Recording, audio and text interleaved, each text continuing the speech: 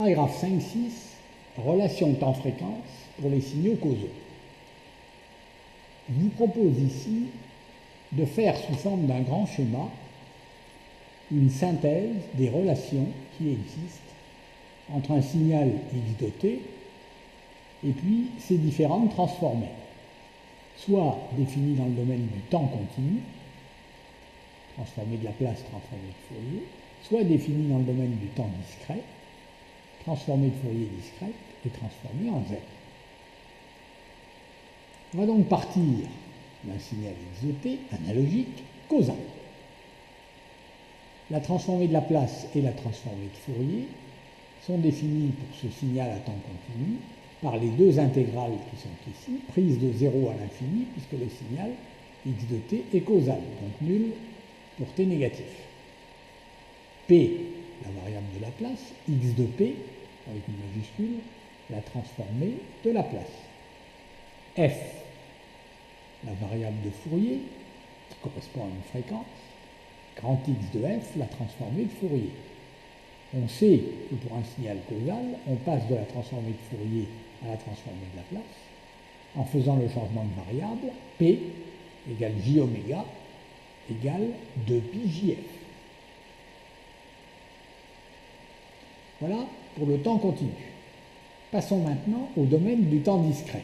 Et pour passer du temps continu au temps discret, faisons l'opération étudiée au chapitre 3 d'échantillonnage, c'est-à-dire remplaçons le signal à temps continu x de t par le signal à temps discret x indice n égale la suite des valeurs prises par x de t aux instants d'échantillonnage nt. Et à partir de cette suite d'échantillons, signal donc à temps discret, rappelons la définition des deux outils du temps discret en commençant par le pendant de la transformée de Fourier, c'est-à-dire la transformée de Fourier discrète. Elle est faite dans ce rectangle. À l'entrée, le signal échantillonné, c'est-à-dire les valeurs xn, ici, xn ou xe de t, c'est pareil, c'est le signal échantillonné. Et ici, la transformée de Fourier discrète, dont on a rappelé en fonction de la suite xn la définition ici. Grand N est le nombre de points ou ordre de la TFD. Et la TFD peut se générer en trois opérations successives, ce qu'on appelle la genèse de la TFD, qui est étudiée dans l'annexe 1 du chapitre sur la TFD, du chapitre 5, en trois étapes. Première étape, un fenêtrage temporel, c'est-à-dire le fait d'isoler dans le temps une fenêtre, ici, de largeur nt du signal échantillonné. Comme elle a pour largeur nt, cette fenêtre rectangulaire, ici, naturelle, elle va prélever n échantillons, puisque les échantillons sont séparés par définition d'une période t. Donc, une troncature temporelle qui prélève les n échantillons nécessaires pour constituer la TFD. Ensuite, on prend la transformée de Fourier du signal échantillonné tronqué, et dans cette transformée de Fourier,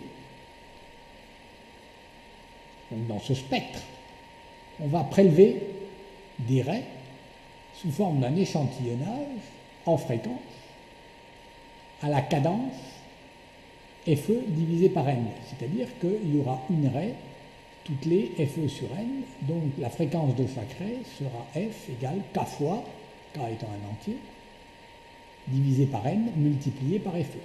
Donc K multiplié par FE sur n. Et ici, on a donc la transformée de Fourier discrète du signal xn. C'est une fonction de la variable k, qui est un entier relatif, qui correspond à la numérotation des raies dans la TFD, ici, et grand N correspond, on indice ici, au nombre de points ou à l'ordre de la TFD.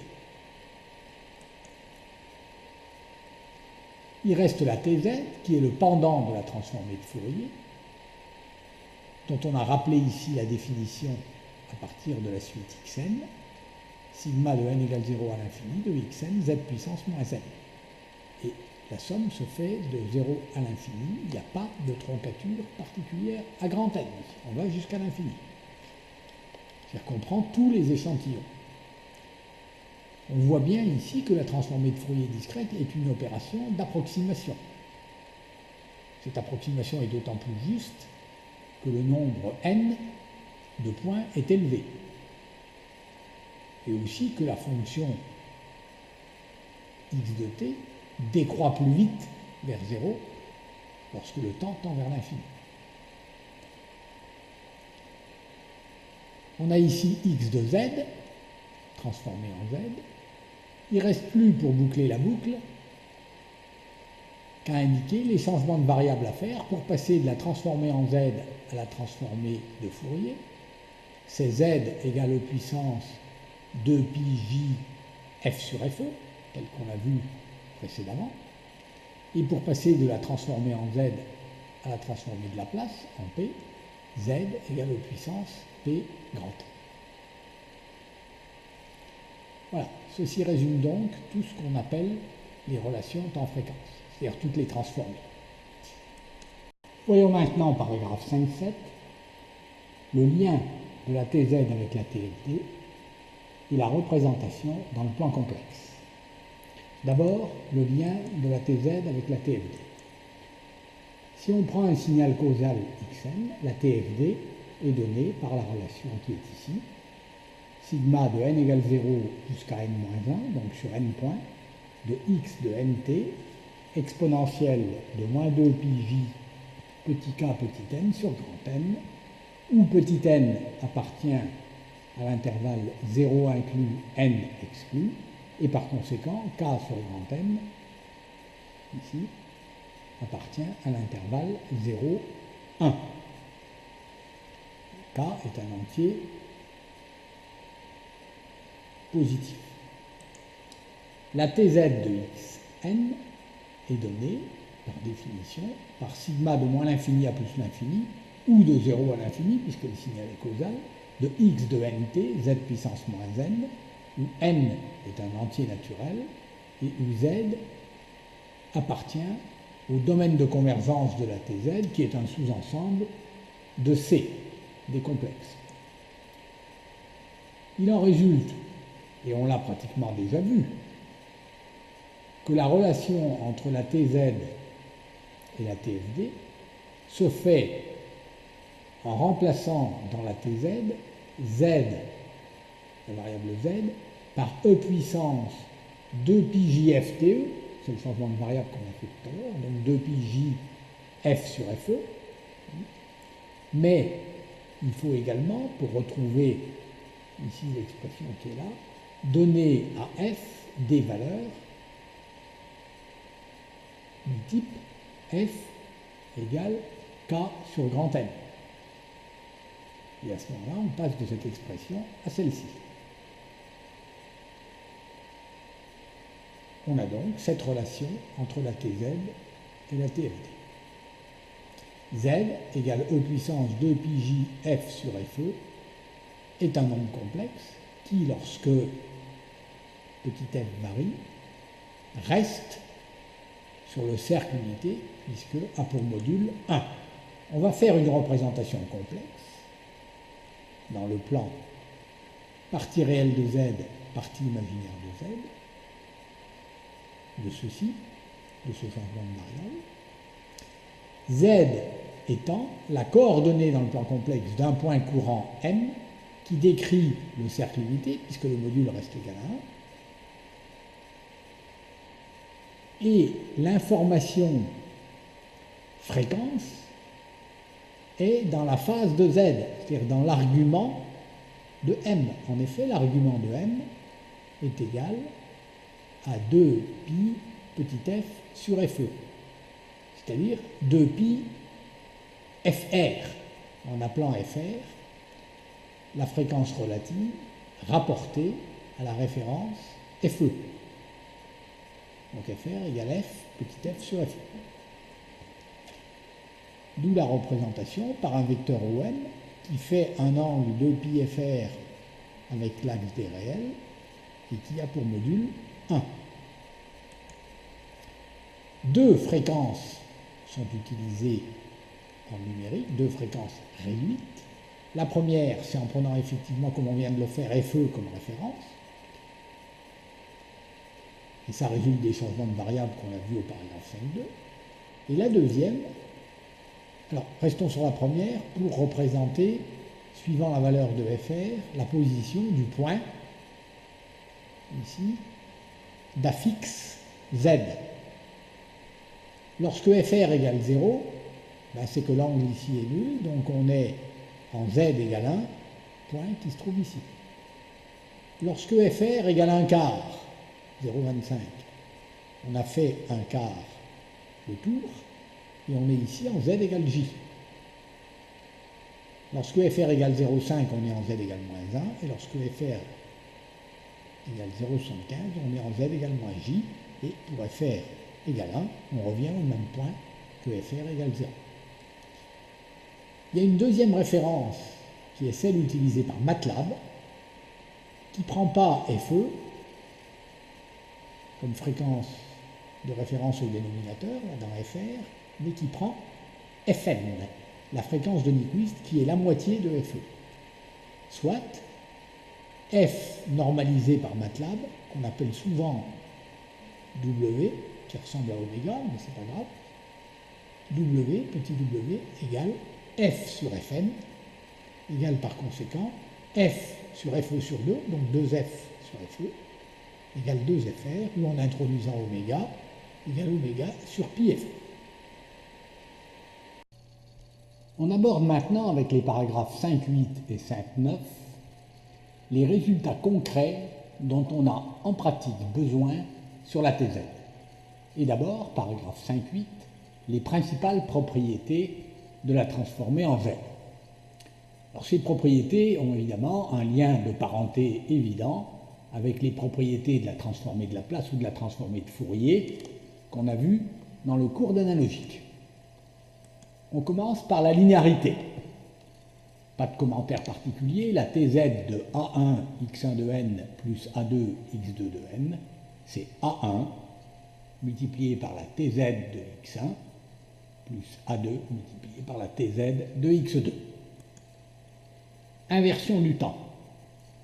Si on change l'indice temporel n en moins n,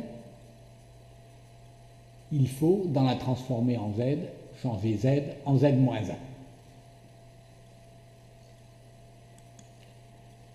Conjugaison complexe. La transformée en z du conjugué, c'est le conjugué de la transformée en z dans lequel on remplace z par z conjugué. La symétrie pour un x de n réel.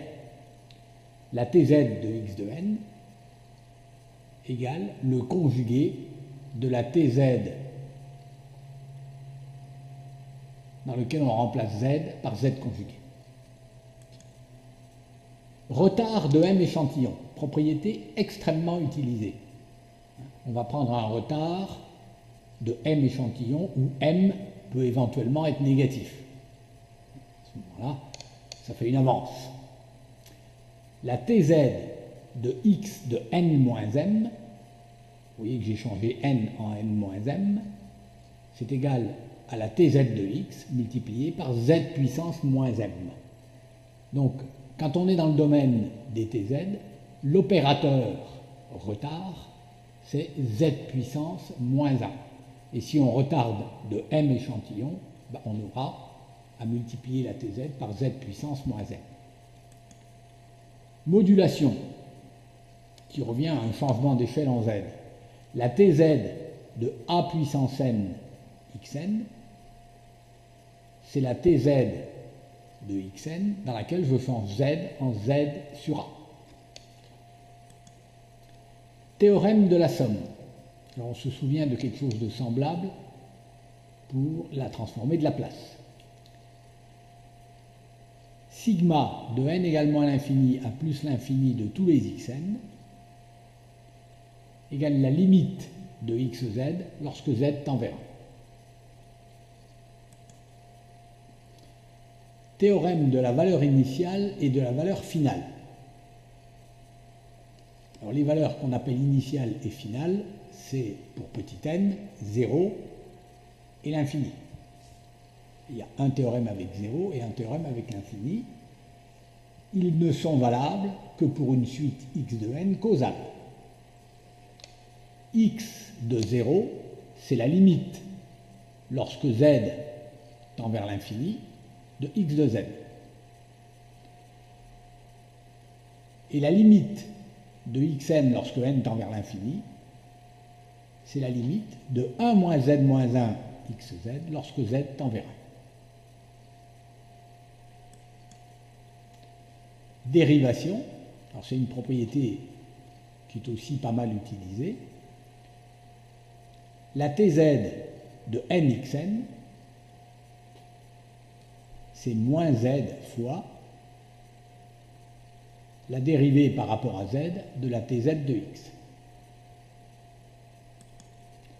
Et enfin, résultat très important également, la tz d'un produit de convolution est égale au produit simple des tz, exactement comme on l'a vu pour Laplace et pour Fourier. Poursuivons dans les choses pratiques avec paragraphe 5.9 les transformés en z usuels que l'on va voir sous forme d'un tableau qui se répartira sur 3 diapositives. Première colonne du tableau, le type de signal. On va les baptiser avec un nom. Deuxième colonne, l'expression x de n du signal dans le domaine temporel, par une suite indicée par n.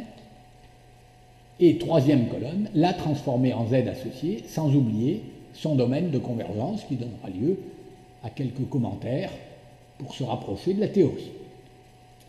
Commençons par l'impulsion unité delta, qu'on notera delta 0 de n pour bien indiquer que c'est une impulsion unité placée à l'origine des indices n. Transformée en z, 1. Résultat qui ne surprend pas, identique à Laplace Fourier. Impulsion décalée. Impulsion décalée, ça veut dire retardée de m échantillons, où m appartient à z. Bon, si m est négatif, c'est une avance. Le retard de m échantillons, on s'en souvient par les propriétés de la tz, ça revient à multiplier la tz par z puissance moins m. Donc z puissance moins m multiplié par la tz de delta, c'est-à-dire 1, ça fait z puissance moins m. Échelon unité, x de n égale u de n. U de n vaut 1 pour n positif ou nul et 0 pour n négatif. Signal discret, à temps discret, causal. La transformée en z, elle se calculerait tout simplement en appliquant la définition. Si on applique la définition, on se retrouve avec un sigma de n égale 0 jusqu'à l'infini de termes du type z puissance moins n. Donc la somme des termes d'une suite géométrique de raisons z puissance moins 1. Ça converge à condition que le module de z puissance moins 1 soit plus petit que 1, autrement dit que le module de z soit plus grand que 1, et ça converge vers 1 sur 1 moins la raison, z puissance moins 1, ou encore z sur z moins 1. Rampe causale, c'est le signal causal n u de n. Eh bien, on obtient sa tz à partir de la tz de u de n, comme on a multiplié par n, par dérivation par rapport à z. Propriété importante qu'on a vue précédemment. Si on dérive par rapport à z l'expression qui est au-dessus, on obtient au dénominateur 1 moins z moins 1 au carré, le carré du dénominateur, hein, et puis au numérateur z puissance moins 1. Ou encore, ça donne z sur z moins 1 au carré, même domaine de définition que la précédente. Rampe au carré maintenant, c'est-à-dire n2 u de n.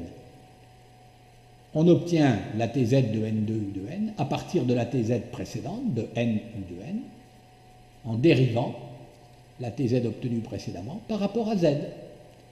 Donc au lieu d'avoir 1 moins z moins 1 au carré, au dénominateur, on aura 1 moins z moins 1 au cube.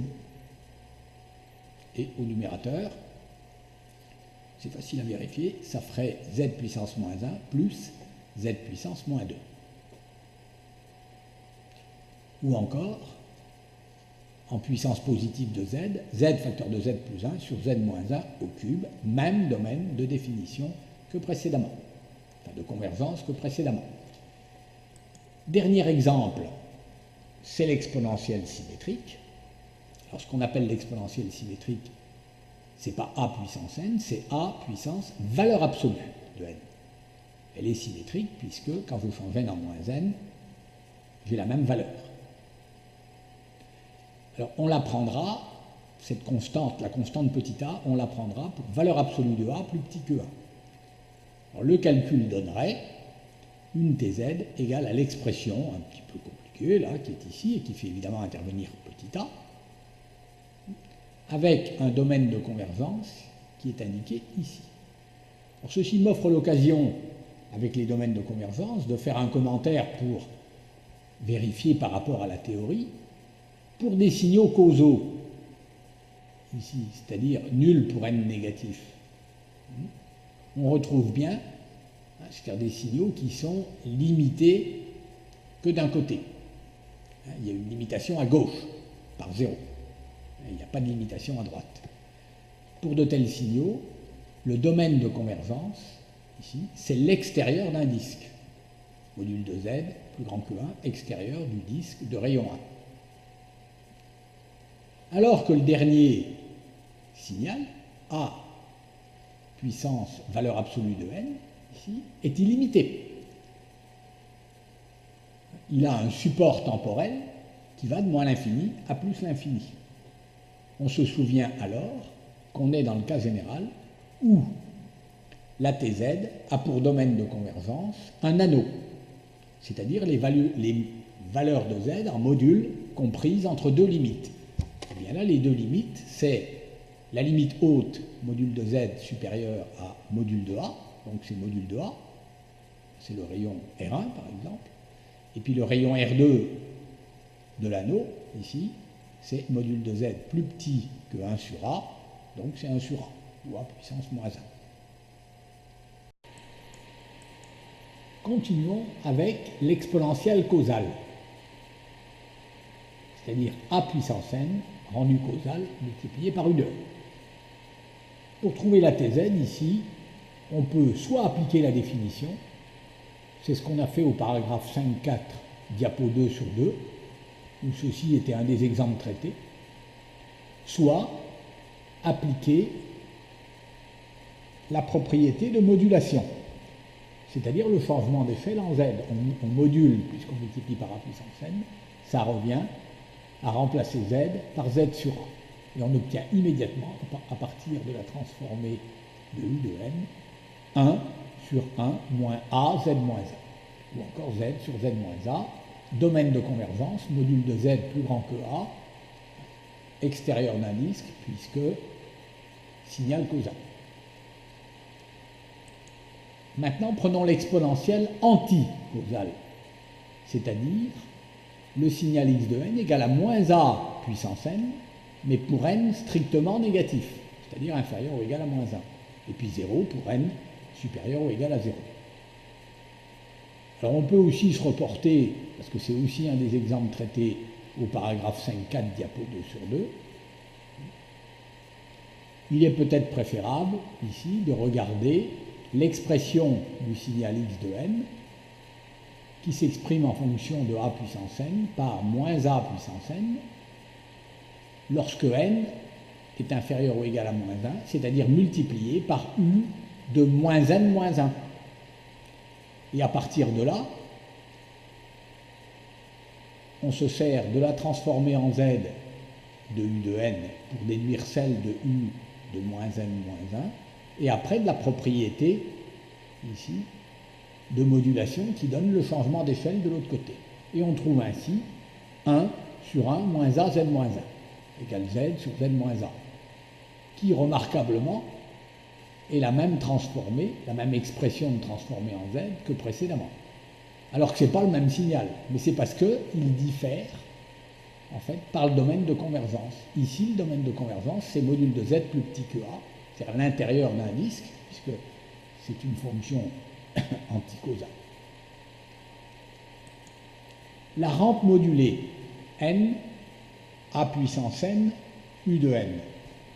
Pour trouver la transformée en Z, on va se servir de la transformée en Z de A puissance n, U de n, et comme on multiplie par n, ça va faire propriété de dérivation. Donc il suffit de dériver par rapport à Z, la transformée en Z qui se trouve ici en haut. Et ça donne au dénominateur, au lieu de 1 moins A Z moins 1, on a 1 moins A Z moins 1 au carré, et au numérateur, on a A Z moins 1. Ou encore, si je passe aux puissances positives de Z, AZ sur Z moins A au carré, domaine de convergence, le même que là, module de Z plus grand que A.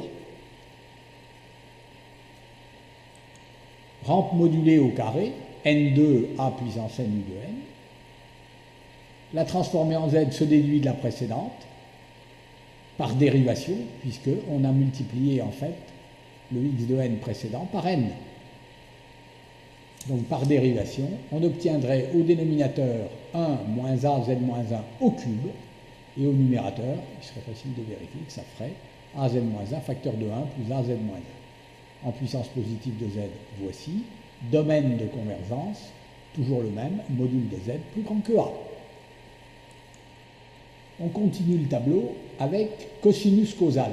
Le cosinus causal, c'est un cosinus de n oméga, où oméga est une constante, qu'on pourrait appeler oméga 0 d'ailleurs, et multiplié par U de n pour le rendre causal. Transformé en Z, 1 moins Z moins 1 cosinus de oméga sur 1 moins 2 Z moins 1 cosinus de oméga plus Z puissance moins 2. Et ici, en transformant avec des puissances positives de Z. Domaine de convergence, c'est un causal, donc module de Z plus grand que 1. Le sinus causal, ici, c'est au lieu d'avoir cosinus, on a sinus. La transformée en Z a une expression très voisine de la précédente, le dénominateur est le même, et au numérateur, il faut remplacer cosinus de oméga par sinus de oméga. Même domaine de convergence. Le cosinus causal modulé, c'est quand on multiplie par A puissance n. Multiplié par A puissance n, ça revient à remplacer Z par Z sur A. Vous remplacez Z par Z sur A, et ça fait l'expression qui est ici, avec le même domaine de convergence, enfin le même. Il faut introduire A, avec un domaine de convergence qui est module de Z plus grand que A. C'est l'extérieur d'un disque, mais il a pour rayon A au lieu de 1.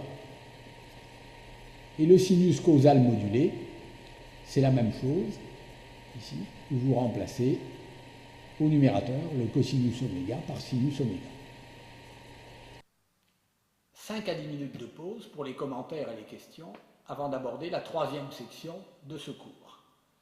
Cette dernière section sera consacrée aux méthodes pratiques de calcul de la TZ inverse.